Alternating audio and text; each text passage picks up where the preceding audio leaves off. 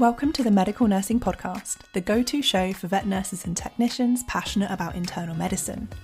I'm Laura Jones, a registered vet nurse, all-around medical nursing nerd, and your guide to breaking down complex medical diseases into simple, actionable chunks. Each episode is packed with knowledge and tips that you can start using right away to give even better patient care. So let's get started.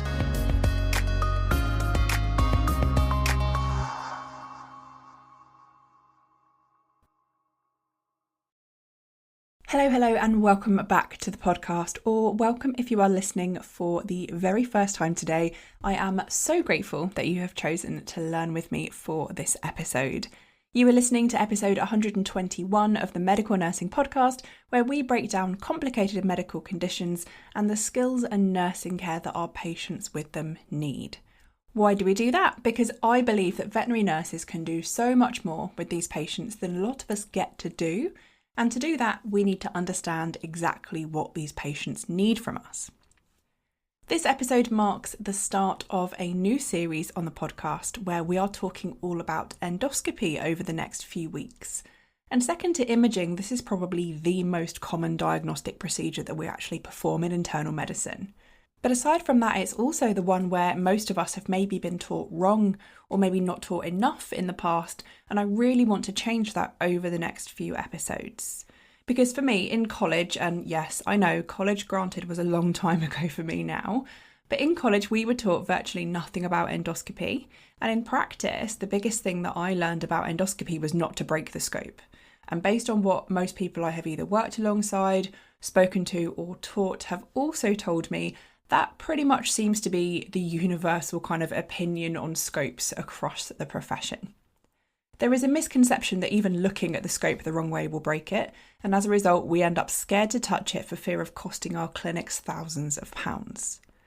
But in reality, there is so much nursing to be done with patients during endoscopy procedures, and if we spend our careers trying to do anything but help with scopes, we miss out on all of those skills and all of those additional ways that we can care for our patients. So over the next few weeks, we're going to look at the common endoscopic procedures and also some not so common ones as well. We'll explore the different scopes available, how they differ, and also how they are handled, used and maintained. And we will chat all about the care that our patients need from us as they undergo these endoscopic procedures so that we can all use more of our skills when caring for these patients in practice. Today we are starting with GI endoscopy. We will look at the different gastrointestinal procedures, the anatomy of a GI scope, and also how to monitor, support and nurse our patients. But first of all, let me bust a quick myth about endoscopy, and that is the one that we all hear all the time as veterinary nurses.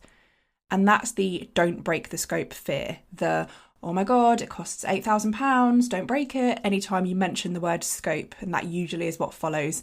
And this is important to me because after years of being absolutely terrified of endoscopy in general practice, I had no choice but to learn to love scopes because I chose to become an internal medicine nurse, not really knowing what one was.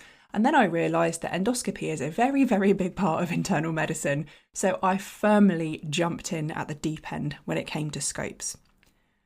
And when I made that move, when I became an internal medicine nurse, I realised something that actually completely changed how I felt about endoscopy and still feel to this day. Because I watched a lot of scopes and I watched a lot of experienced endoscopists perform endoscopy. And when I did that, I saw actually just how much the scope is put through its paces inside a patient.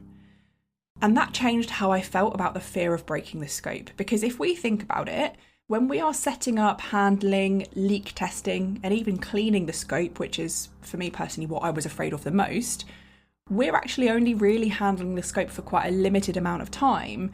And we're barely manipulating it. Okay, yeah, we'll move it a bit when we're cleaning it and stuff, but compared to what that goes through inside a patient, it's really not a huge amount.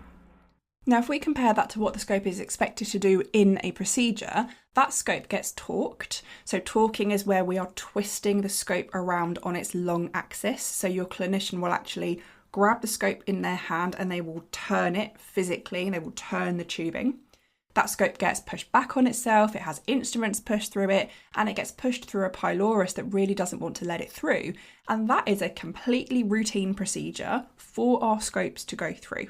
And our scopes should be able to do that time and time again, day after day, week after week. And by comparison, wiping it over, brushing the channels and submerging it is far, far less damaging than putting a scope through its paces inside a patient, assuming, of course, we're doing it correctly. Now, don't get me wrong, scopes do get damaged. We know this. We've probably all seen a scope get damaged at some point in our careers, but it is usually not from routine handling and cleaning, as long as we're doing that carefully. It's from things like the mouth gag slipping out and the tube getting bitten, or the end of the tube sliding out of a patient and banging against the table, or even worse, banging against the floor. I've seen that happen before.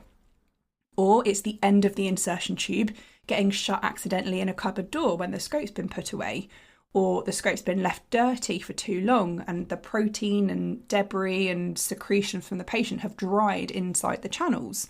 Or maybe we have stored the scope inside its case for too long and the tubing is now coiled up and it has a permanent bend in it. All of these are things that we can actually really easily prevent if we're confident at handling our scopes, helping our team during endoscopic procedures, and also nursing our patients during endoscopy. And that is exactly what we're going to look at in the episode today. So with that out of the way, let's start by looking at the anatomy of our endoscope. The first thing I want to say is that there are a huge variety of different endoscopes that are used in practice, and by the end of this series, we will have covered pretty much all of them. But in general, there is only one scope used for GI endoscopy, and that is the gastroscope.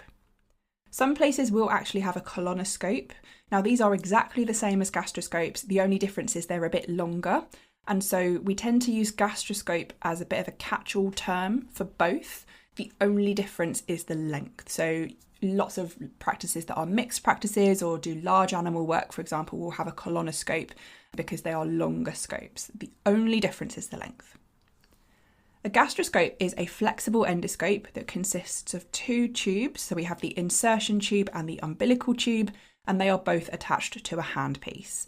These are the three main parts of the scope, and inside the scope is a network of channels, angulation wires, and other structures that actually allow our scope to function. So the first piece we're going to look at is the handpiece. This is also known as the body of the scope, and it's the bit that our clinician holds, and it's designed to be held in the left hand. It contains two angulation wheels, so those are the dials on the body of the scope, and they control the direction of the insertion tube, allowing us to navigate through the patient.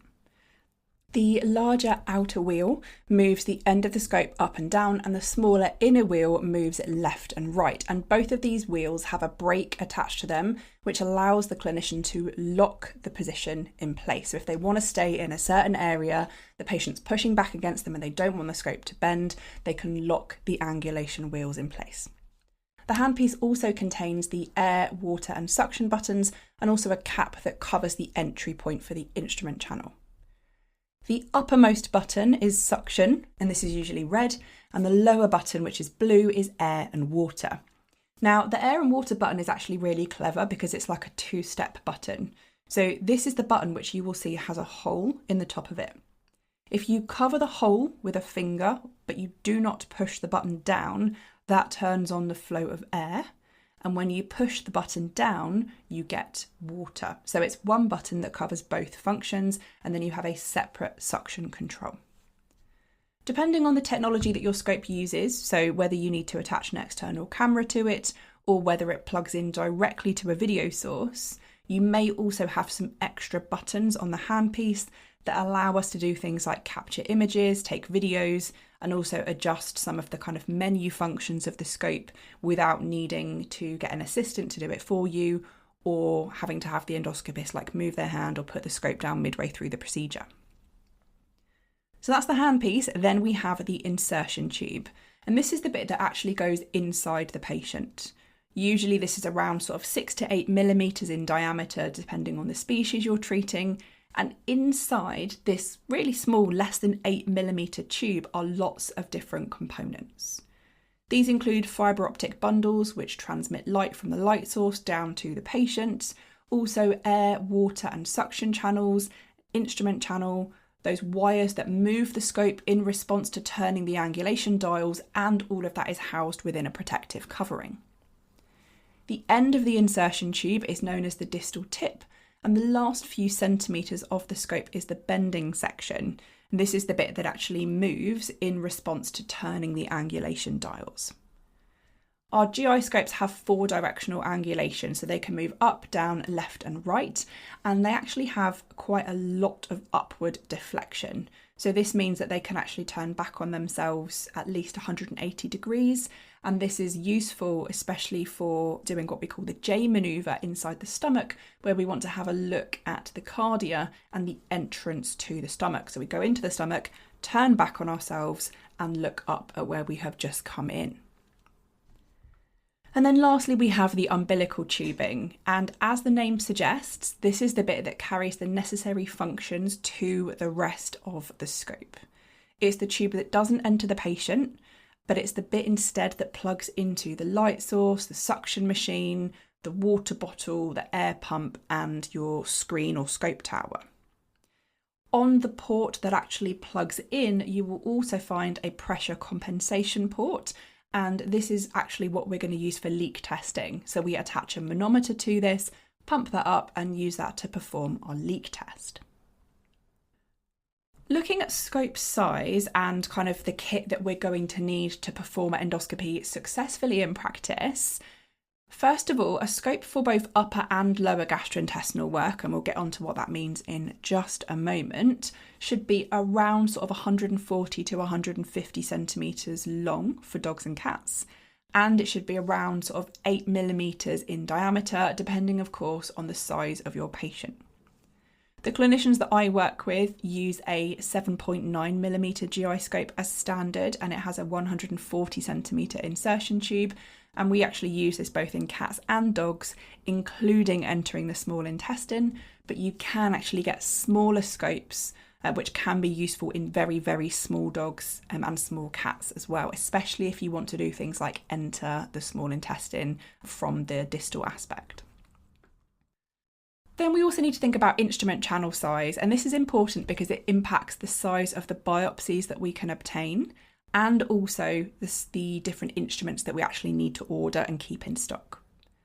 In an ideal world, we want an instrument channel size of at least 2.2 millimetres, ideally at least 2.5 millimetres. In my case, the scope that I am familiar with using has a 2.8 millimetre channel with 2.3 millimetre forceps and instruments that we actually put down it.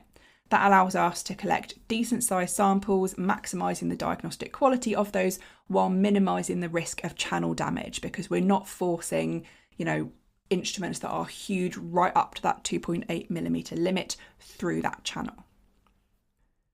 I also briefly mentioned that there are different technologies across our GI scopes. Some need an external camera head to be attached to them and others don't. If your scope in practice has an eyepiece on it and you need to attach an external camera to the scope to get your image transferred to a screen, then you have got a fibre scope. If you don't, if your scope plugs straight in and it doesn't have an eyepiece, then you have a video scope. Put simply, fibre scopes carry the image through fibre optic kind of glass bundles to an eyepiece, and this gives us a slightly pixelated looking picture. And if you have damaged fibres, they will actually show up as black spots on your image. The more fibres are damaged, the less of the appropriate image you will see. Our video scopes, on the other hand, have a chip in the distal tip that transmits video signal, giving a far better image, but of course with that they are more expensive. Then we've got our ancillary kit, and this is all of the instruments and the consumables that we need alongside the scope to carry out our procedures. They include things like biopsy forceps, instruments for retrieving foreign bodies, so graspers, baskets, snares, that sort of thing, injection needles, and also balloon catheters, depending on the types of endoscopy that you're doing in practice. Now, on the topic of biopsy forceps, I do just want to mention a couple of considerations to make sure you've got the right ones to get the best quality sample from your patients. You ideally want to get ones with fenestrated cups. So these are cups that have a little kind of oval shaped hole in the middle of them.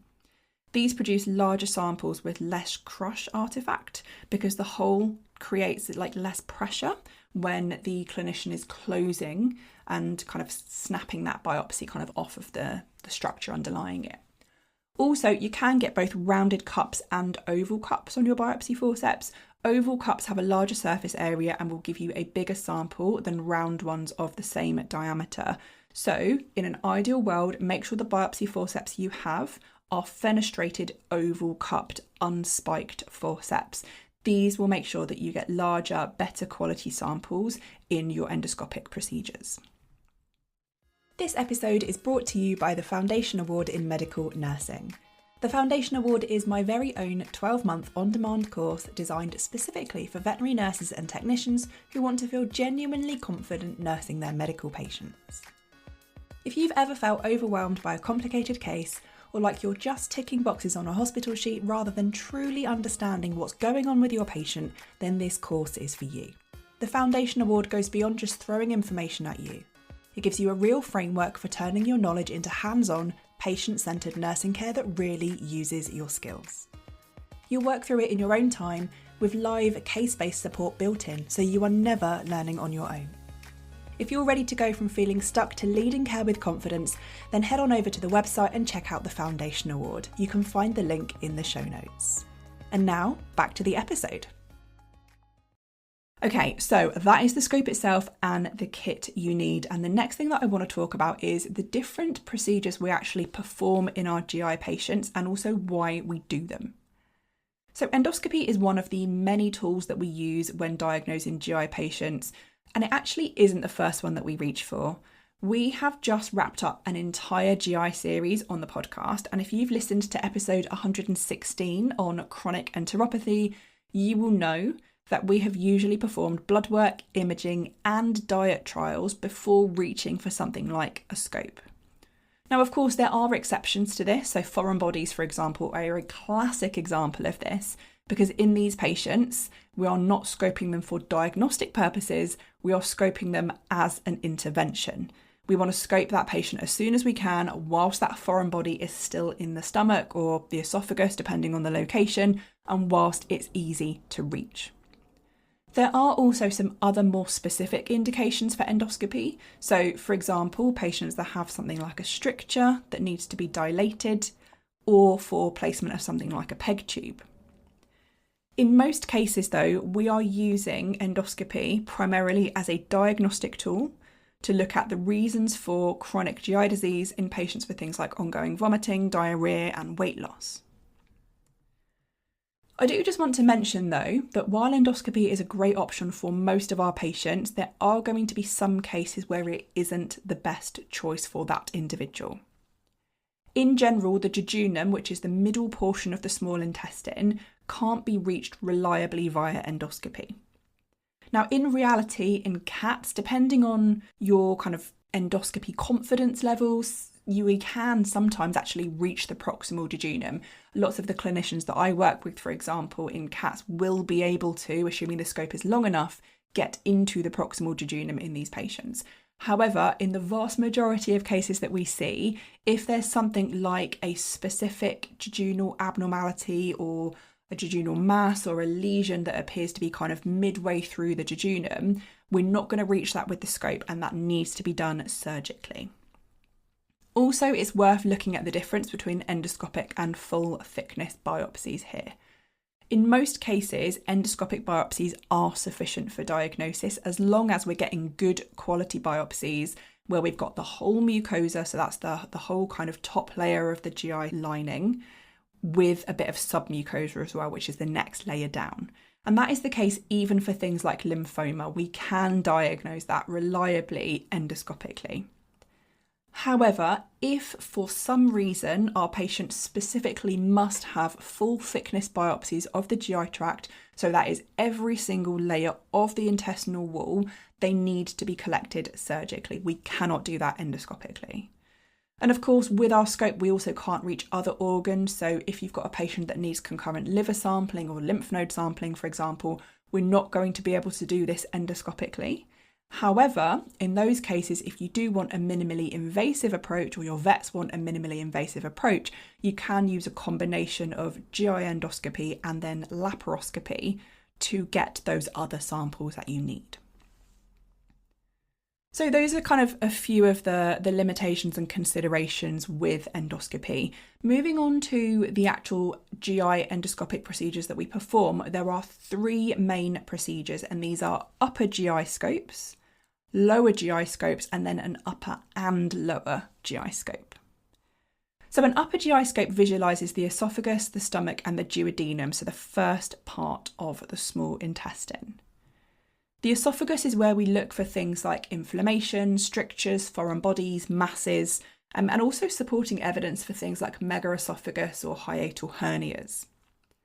Then we move into the stomach, and in the stomach we are assessing things like the rugal folds, looking for inflammation, erosions, ulcers, foreign material, and neoplasia.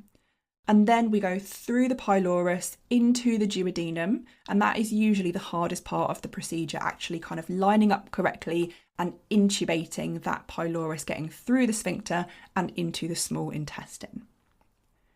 Usually what we actually do is we only have a brief look at the stomach on the way in, and actually the full exam of the stomach and sample collection happens on the way back out, after we have gone into the duodenum, examined that thoroughly and taken samples there.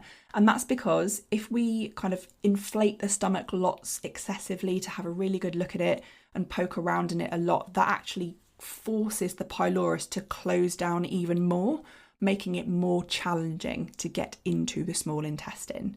So our plan usually is quick look round, straight down into the duodenum, collect our samples, and then full exam and sampling kind of on the way back out of the patient. With lower GI endoscopy, on the other hand, we are looking at the rectum, the colon, so the descending, transverse and ascending colon, the ileocolic sphincter, and also the ileum where possible as well. Indications for this are going to be large intestinal signs. Plus also, if we've got chronic small intestinal signs, we're likely to do ileoscopy as well. So this is where we go into the last third of the small intestine, which we approach via the colon. Now, this is important. So making sure that we are going into the ileum where it's needed is important, because wherever possible, we do want to biopsy the ileum in patients with chronic small intestinal disease, especially if they've got something like a low vitamin B12, for example. And the reason for this is because actually, even compared with other areas in the small intestine, such as the duodenum, we can see different results on histology across different areas of the GI tract. So just because biopsies are saying one thing in the duodenum, that doesn't necessarily mean it's going to be the same picture in the ileum as well. Now, ileal intubation is quite challenging. It's more challenging than pyloric intubation. It's often possible in dogs, but can be especially hard in cats, depending on the size of the endoscope that you have.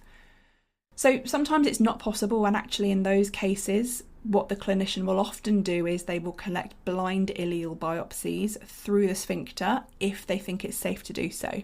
So they will advance the biopsy forceps through the scope, through the ileal sphincter into the ileum, and take blind biopsies.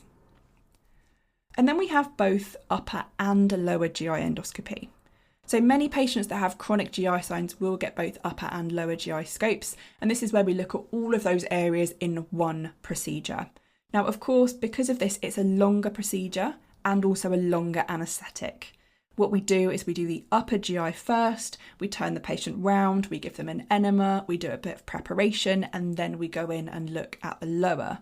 So this changes our peri-anaesthetic nursing considerations for these patients, especially around things like temperature support, because they're going to have longer periods of anaesthesia, more opportunities to get cold, and also the enema as well can make them quite wet, making them more likely to become hypothermic. I also want to talk briefly about sample collection, particularly looking at things like where we should be biopsying and how many biopsies are recommended. Now, the macroscopic appearance of the GI tract, so how it looks to the eye through the screen, only gives us so much information. And what we do find is that actually many patients will look relatively normal by eye, but they will actually turn out to have significant disease on histology.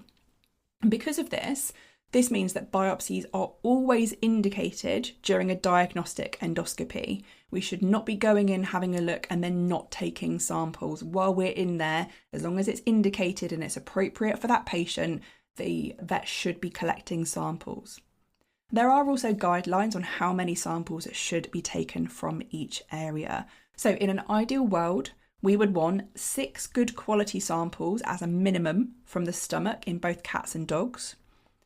At the duodenum, we want 10 to 15 good quality ones in dogs and 6 as a minimum in cats.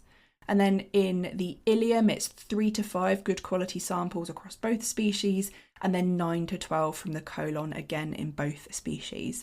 And by good quality sample, what I mean is one with full thickness mucosa. So we've taken the entire mucosal layer and we can see what we call kind of submucosal exposure at the biopsy site after the sample has been taken.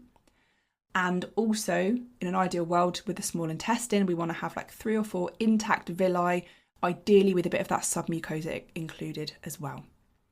And even though it's going to be our vets kind of responsible for driving the scope and collecting biopsies, sample collection is a really important area for us as veterinary nurses because we need to be super on it with things like labelling the different areas, counting the number of samples that we have, and also evaluating those samples as well. So we want to be in constant communication with our endoscopist, telling them if that last sample that they took looked quite superficial, for example, and was maybe a bit less diagnostic, and whether they need to collect any more. Handling these samples is also a really important part of our role because it's easy to inadvertently crush or damage a biopsy, limiting its diagnostic quality. To protect the sample, what we want to do is actually wash it off of the forceps into sterile saline solution rather than kind of teasing that biopsy out of the forceps cup with a needle.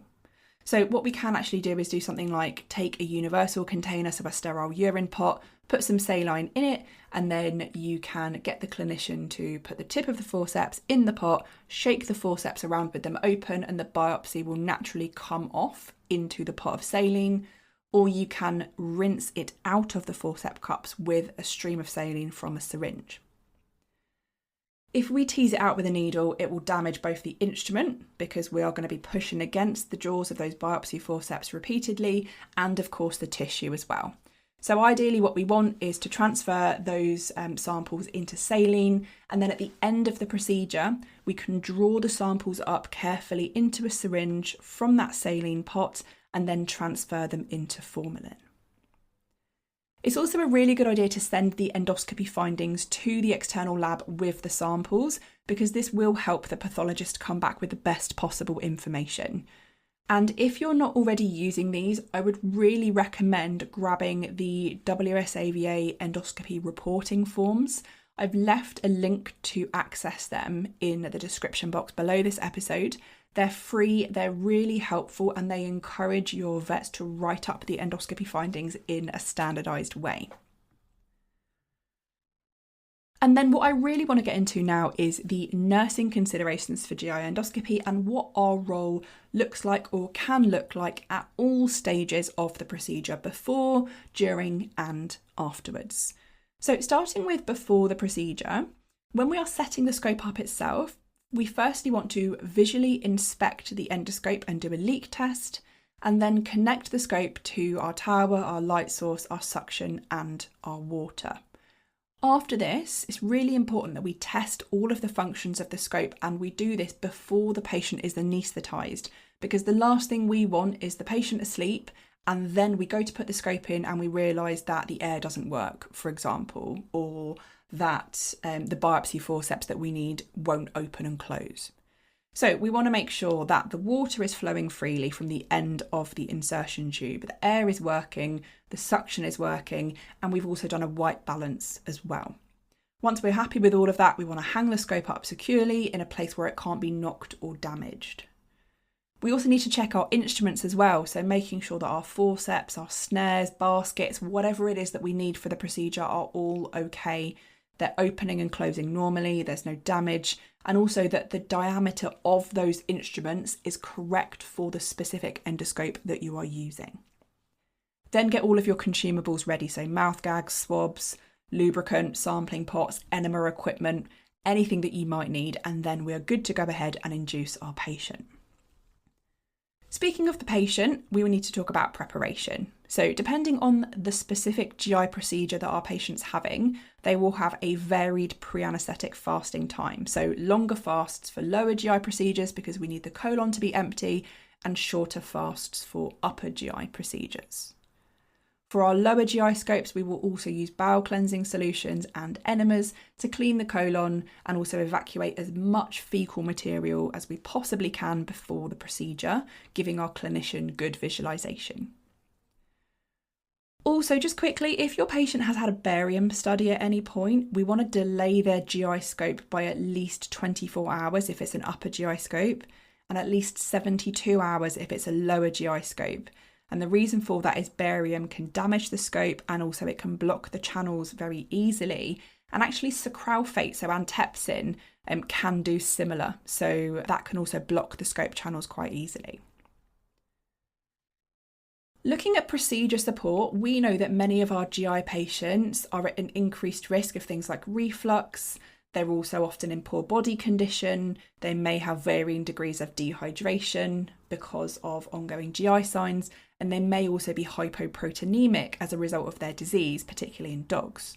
So from an anaesthesia point of view, there are a few particular things that we need to really consider in these patients, and these are aspiration, fluid balance, blood pressure, and also temperature. During an upper GI endoscopy, the stomach will be inflated to allow visualization and sample collection. And when this happens, this can impair ventilation because that distended stomach can actually push on the diaphragm. So this means that monitoring things like respiratory rate and end tidal CO2 are especially important. And actually, I will often kind of touch the stomach or gently push on the stomach at various points throughout the procedure, where appropriate to do so, to see how kind of tympanic or hard or distended it is. And if I'm concerned about overinflation or it's affecting my anaesthetic in any way, I will alert the vet and ask them to decompress the stomach slightly whenever they possibly can. At the end of the procedure as well, we also need to ensure that all of the air is suctioned out so that the patient does not recover feeling distended and uncomfortable. If you've ever had trapped wind, for example, you will know how painful it can be, and the last thing that we would want is our patients waking up with a similar experience. If you're assisting with sample collection, it's also a good idea to agree commands with your endoscopist. So in my case, I'm used to using open and close to signal exactly what they want me to do with the biopsy forceps when they want each sample collected.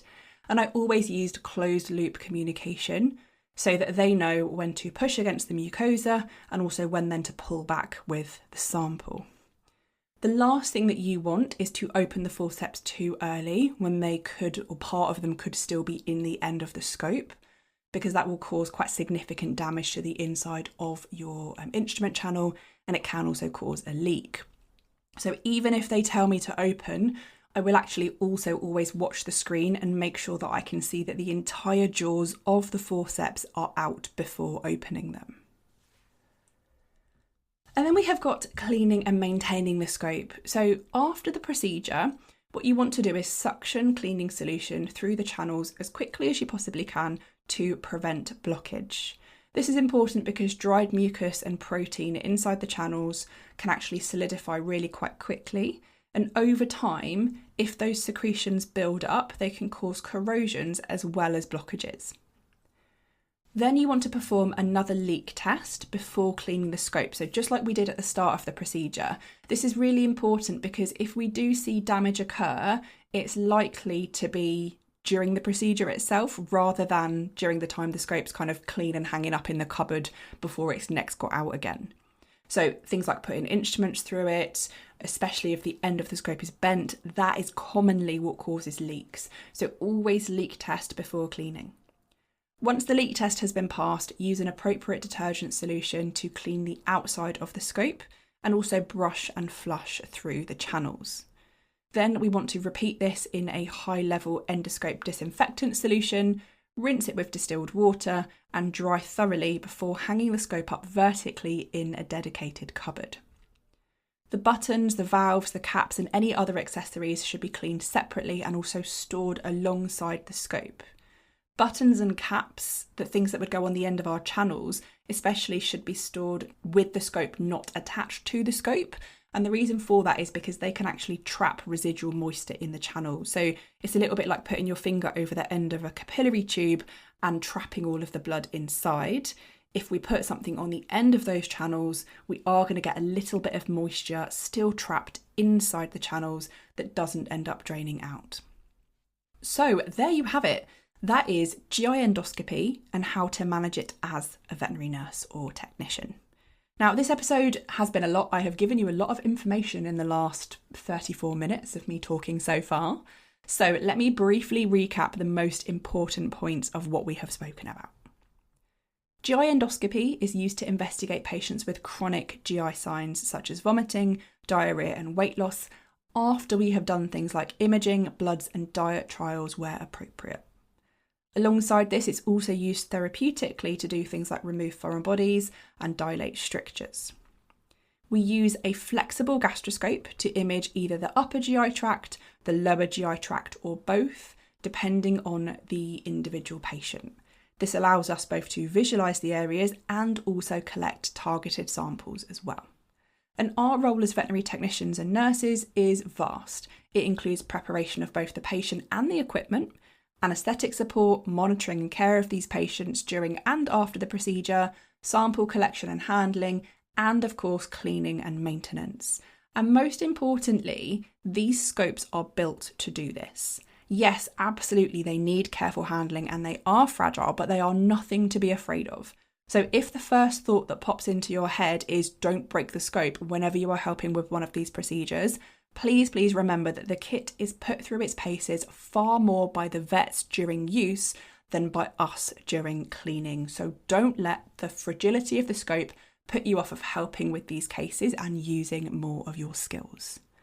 What that scope needs from us is careful inspection, a leak test, correctly sized instruments that function normally, and a good, thorough clean as soon as possible. It is that simple.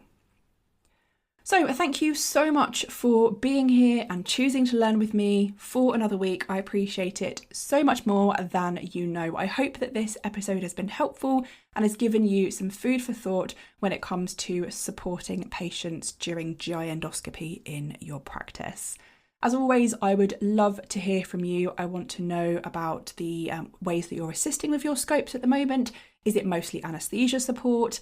Are you getting to do kind of more dedicated endoscopy support? What is your biggest concern regarding scopes in practice? Do you think your protocols need a bit of a tweak? Would you like some help with that? Pop me a message on Instagram. Let me know. Let's have a good old chat about it. If you have found the episode helpful, please consider leaving a rating and review. Make sure you follow the podcast on whatever app you are listening to me on right now. It helps me more than you know, and I cannot wait to speak to you about endoscopy again very, very soon in a future episode. Bye.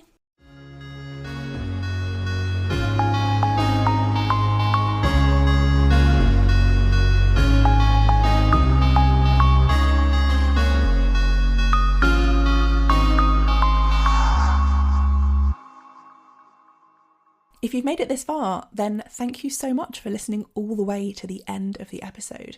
And I have one more thing to ask of you before you go today. I would love to hear from you. Yes, you. I love hearing about the cases that you're seeing, the skills that you're using, and the conditions that you want to learn more about. Drop me a DM on Instagram. I'm at Vet Internal Medicine Nursing, and don't be shy. Come on over, say hello, and tell me a bit more about you. Talk to you soon.